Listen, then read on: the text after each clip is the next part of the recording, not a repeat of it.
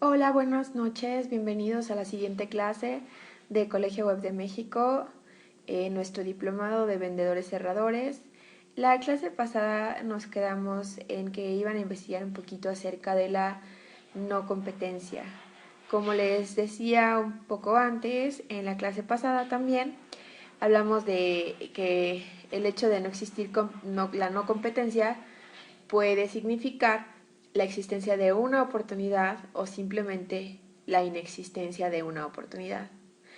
La competencia debe ser un objeto de estudio, pero si no hay competencia, hay que estudiar por qué no hay competencia, pues deberá de haber una razón para ello.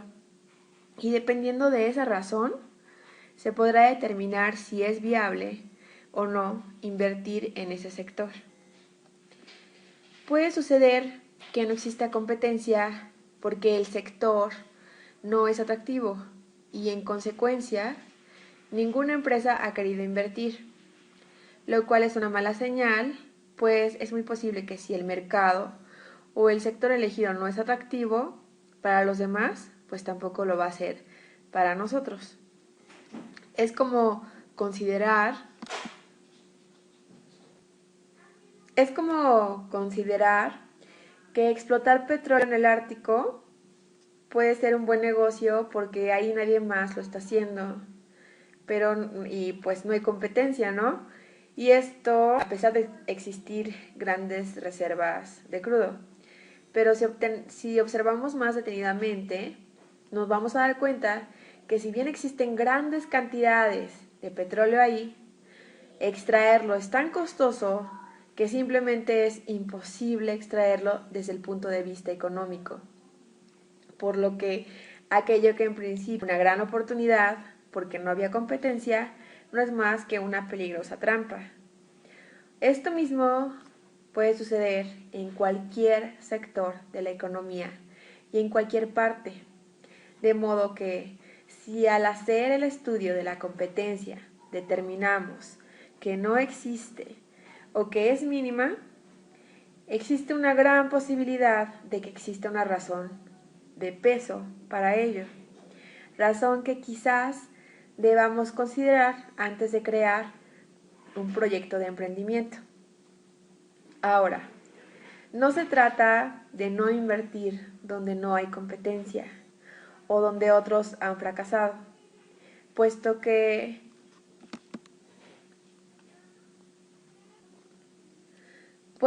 si otros no han podido, no implica que nosotros no vayamos a poder. Solo significa que debemos estar seguros de las razones por las que nosotros sí podemos actuar donde otros no han podido. Debemos tener algo que los demás no tienen o no tuvieron que nos garantizará el éxito. Si no es así, la mejor decisión es no invertir ahí. Ahora, vamos a hablar acerca del lenguaje técnico contra el lenguaje comercial. El adjetivo técnico, según el diccionario, se aplica a las palabras o las expresiones empleadas exclusivamente y con sentido distinto de lo vulgar. Es el lenguaje propio de un arte, una ciencia o en este caso un oficio. Tecnicismo es el conjunto de voces técnicas empleadas en el lenguaje de un arte, de una ciencia o un oficio, o cada una de estas voces. Tecnología, vamos a ver el significado de tecnología, que es el tratado de los términos técnicos o el lenguaje propio de una ciencia o un arte. He querido comenzar con estas definiciones porque durante un rato voy a utilizar las expresiones lenguaje científico, lenguaje técnico, ciencia, tecnología y técnica. Y necesito que estemos pues obviamente en la misma página y que todos tengamos el mismo significado en nuestra mente para poder entendernos mejor, ya que el asunto que vamos a tratar en esta clase es un lenguaje técnico, un lenguaje creado por especialistas y difícil de entender para los no iniciados. Si algo caracteriza al lenguaje científico y al lenguaje técnico, es su léxico. El léxico general, el propio de todos los hablantes, puede ser utilizado para transmitir mensajes a todos los que conocen una determinada lengua, y el grado de comprensión de esos mensajes dependerá del nivel de información que posea el receptor, sea lector u oyente en este caso. Pero el léxico de un lenguaje especializado no puede ser dirigido a toda la gente y no admite grados de comprensión. Ante un texto escrito en lenguaje científico o técnico, tiene más posibilidades de comprensión un novato en el campo correspondiente del saber que las que tiene un buen conocedor del léxico de la lengua que no sepa nada de la especialidad de la que trata el texto, o en este caso la plática. Vamos a ver un ejemplo esclarecedor, una definición tomada del vocabulario científico y técnico de la Real Academia de Ciencias Exactas, Físicas y Naturales. Veamos qué es una charnela desmodonta. Charnela desmodonta es la charnela propia de los pelesípodos clavícolas, formada por repliegues ligamentarios paralelos al borde de la concha, sin verdaderos dientes. Y si miramos la voz charnela, veremos que se trata de la estructura mediante la cual se articulan las dos valvas que forman el oxoesqueleto en los pelesípodos, bacriópodos y ostrácodos, punto de máxima curvatura que presenta un pliegue geológico en un perfil transversal al mismo. Cambiemos ahora de diccionario y miremos qué es una charnela en la lengua general, en el diccionario de la Real Academia Española. Del francés charnière, que significa una bisagra para facilitar el movimiento giratorio de las puertas. Un gozne, un herraje articulado. Articulación de las dos piezas componentes de una concha bivalva. En el lenguaje científico y técnico, los vocablos especializados son absolutamente insustituibles y no pueden ser retirados del texto para colocar otros que actúen como sinónimos o casi sinónimos, pues estos no pueden existir en este tipo de lenguaje.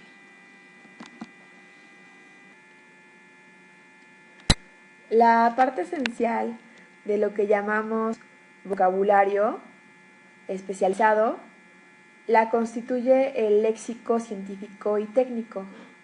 La especialización no se produce por ningún otro mecanismo que pueda afectar al léxico, sino por la eliminación de cualquier posibilidad significativa que no sea la deseada en la oportuna utilización del vocablo. El lenguaje especializado exige un significante propio para cada significado. Un texto científico en el que cada noción especializada no tuviera una palabra, un significante, propia, sería necesariamente un texto muy confuso.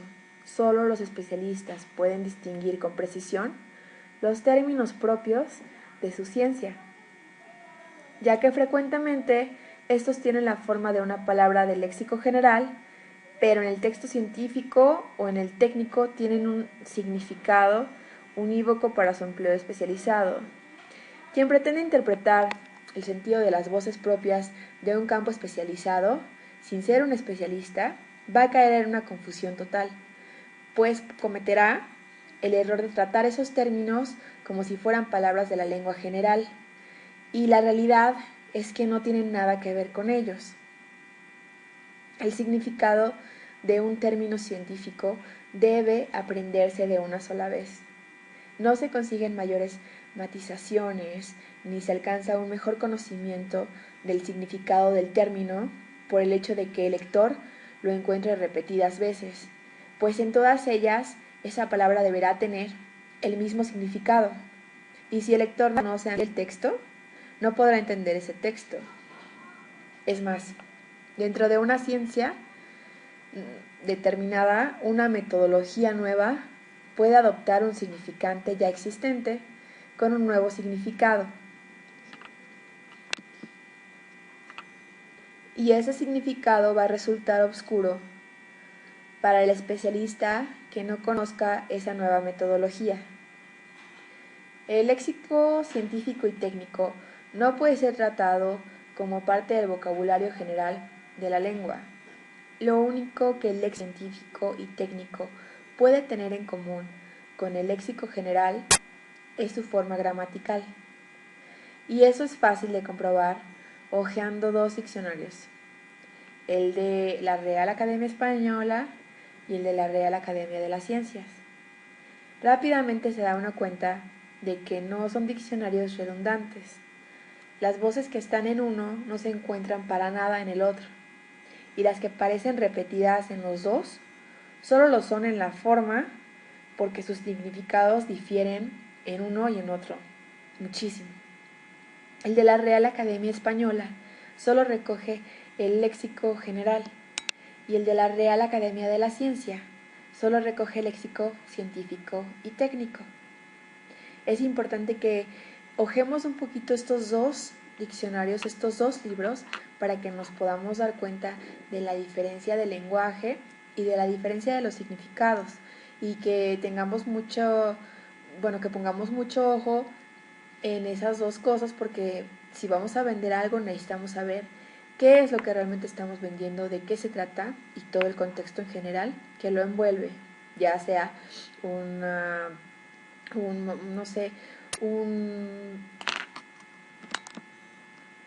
cosa material o un servicio.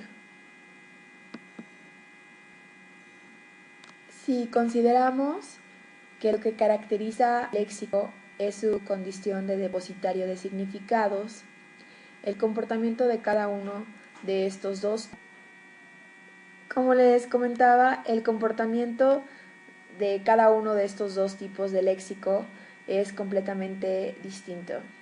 Dentro de la comunicación lingüística, el lenguaje comercial abarca un campo muy amplio, ya que afecta a distintos ámbitos socioeconómicos y engloba actividades muy distintas como las bancarias, las bursátiles y las mercantiles, entre otras. Se considera que el lenguaje comercial es aquel que se emplea en operaciones económicas. Su primera intención es acercarse al destinatario, que puede ser conocido o no, para influirlo de una manera directa y hacerlo partícipe en el mensaje. Los textos comerciales presentan una amplitud y alcance diversos que varían según las condiciones y los parámetros en los que se enmarque la comunicación comercial. El lenguaje comercial suele estar asociado a ciertos actos lingüísticos que se llevan a cabo en contextos muy determinados socialmente. Entre los ámbitos más comunes para el desarrollo del lenguaje comercial se encuentran la comunicación empresarial, y la comunicación empresarial se va a regir por la relación de jerarquía existente entre los interlocutores, y puede ser oral, como son órdenes, advertencias, observaciones, o también escrita, como contratos, circulares, facturas. Hablamos también de la comunicación bancaria.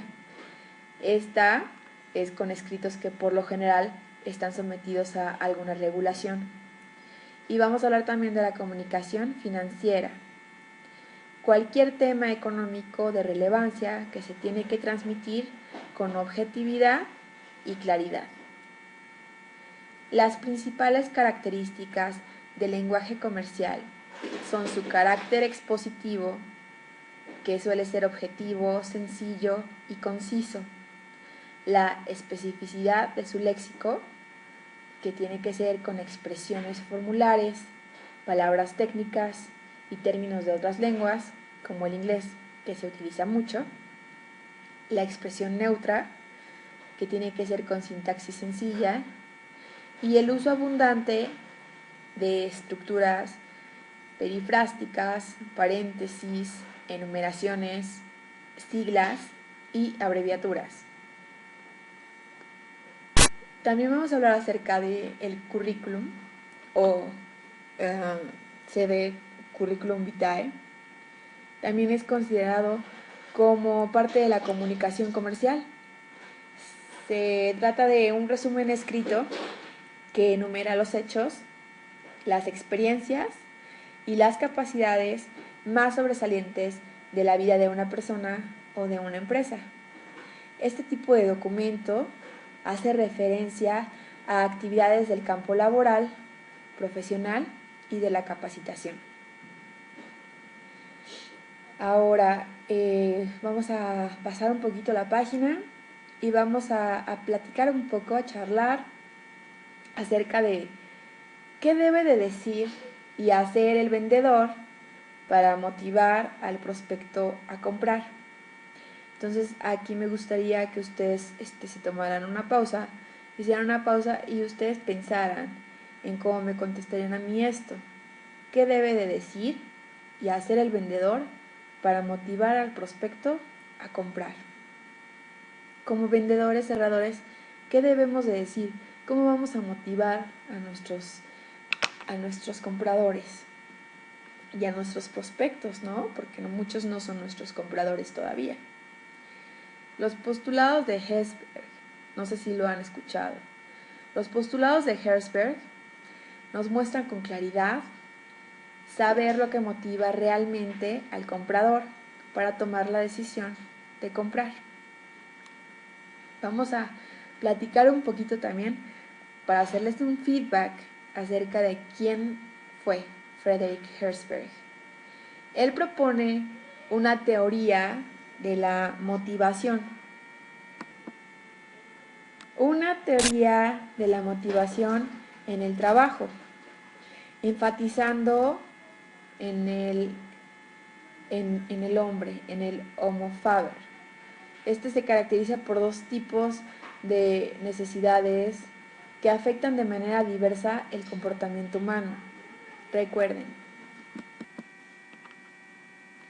les voy a platicar acerca de estos factores, ¿no? Estos dos tipos de necesidades que van a afectar de una manera muy diversa el comportamiento humano. Vamos a hablar acerca de factores. Son factores higiénicos o factores extrínsecos que están relacionados con la insatisfacción, pues se localizan en el ambiente que rodean a las personas y abarcan las condiciones en que desempeñan su trabajo. Como esas condiciones son administradas y decididas por la empresa, los factores higiénicos están fuera de control de las personas. Los principales factores higiénicos son el salario, los beneficios sociales, el tipo de dirección o supervisión que las personas reciben de sus superiores, las condiciones físicas y ambientales de trabajo, las políticas y directrices de la empresa, el clima de relaciones entre la empresa y las personas que en ella trabajan, los reglamentos internos, el estatus y el prestigio y la seguridad personal. Estos son los principales factores higiénicos. Les repito, el salario, los beneficios sociales, el tipo de dirección o supervisión que las personas reciben de parte de sus superiores, las condiciones físicas y ambientales de trabajo, las políticas y directrices de la empresa, el clima de relaciones entre la empresa y las personas que en ella trabajan, los reglamentos internos, el estatus y el prestigio y la seguridad personal. Ahora, son factores de contexto y se sitúan en el ambiente externo que circunda al individuo. Herzberg destaca que, tradicionalmente, solo los factores higiénicos fueron tomados en cuenta en la motivación de los empleados. El trabajo era considerado una actividad desagradable y para lograr que las personas trabajaran más, se hacía necesario apelar a premios e incentivos salariales, liderazgo democrático, políticas empresariales abiertas y estimulantes, es decir, incentivos externos al individuo a cambio de su trabajo. Más aún, otros incentivan el trabajo de las personas por medio de recompensas, que se llama motivación positiva, o castigos, en este caso se llama motivación negativa. Según las investigaciones de Herzberg, cuando los factores higiénicos son óptimos, solo evitan la insatisfacción de los empleados, pues no consiguen elevar consistentemente la satisfacción y cuando la elevan, no logran sostenerla por mucho tiempo. Pero cuando los factores higiénicos son pésimos o precarios, provocan la insatisfacción de los empleados. A causa de esa influencia más orientada hacia la insatisfacción, Herzberg los denomina factores higiénicos, pues son esencialmente profilácticos y preventivos, que van a hacer que evitar la insatisfacción nada más, pero no provocan satisfacción alguna. Su efecto es similar al de ciertos medicamentos. Por ejemplo, evitan la infección o combaten el dolor de cabeza, pero no mejoran la salud. Por el hecho de estar más relacionados con la insatisfacción, Herzberg también los llama factores de insatisfacción. Factores motivacionales o factores intrínsecos que están relacionados con la satisfacción en el cargo y con la naturaleza de las tareas que el individuo ejecuta. Por esta razón, los factores motivacionales están bajo el control del individuo, pues se relacionan con aquello que él hace y con aquello que él desempeña. Los factores motivacionales van a involucrar los sentimientos relacionados con el crecimiento y con el desarrollo personal, con el reconocimiento profesional y las necesidades de autorrealización, la mayor responsabilidad, y dependen de las tareas que el individuo realiza en su trabajo. Tradicionalmente, las tareas y los cargos han sido diseñados y definidos con la única preocupación de atender a los principios de eficiencia y de economía, suprimiendo los aspectos de reto y de oportunidad para la creatividad individual. Con esto, pierden el significado psicológico para el individuo que los ejecuta y tienen un efecto de desmotivación que provoca apatía, desinterés y falta de sentido psicológico, ya que la empresa solo ofrece un lugar decente para trabajar. Según las investigaciones de este personaje muy interesante, si tienen la oportunidad de leer un poquito su biografía o buscarlo ahí en Google, según las investigaciones de Herzberg, el efecto de los factores motivacionales sobre el comportamiento de las personas es mucho más profundo y estable. Cuando son óptimos, provocan la satisfacción en las personas. Sin embargo, cuando son precarios, la evitan. Por el hecho de estar ligados a la satisfacción de los individuos, Herzberg los llama también factores de satisfacción.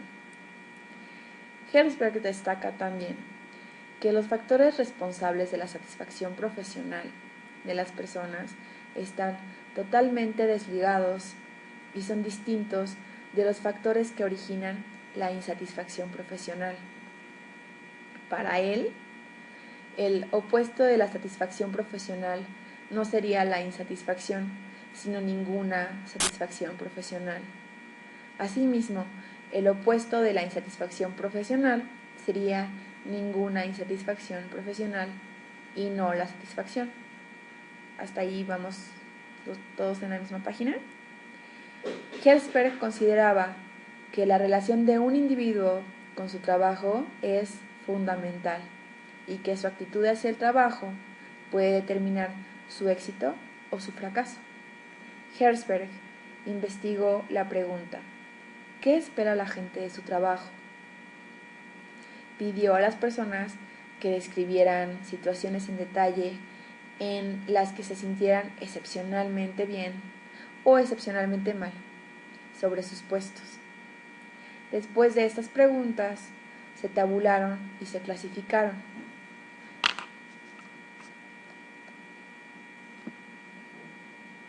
Luego, a partir del análisis de las respuestas, Herzberg concluyó que las respuestas que las personas dieron cuando se sintieron bien por su trabajo fueron muy diferentes de las respuestas proporcionadas cuando se sintieron mal.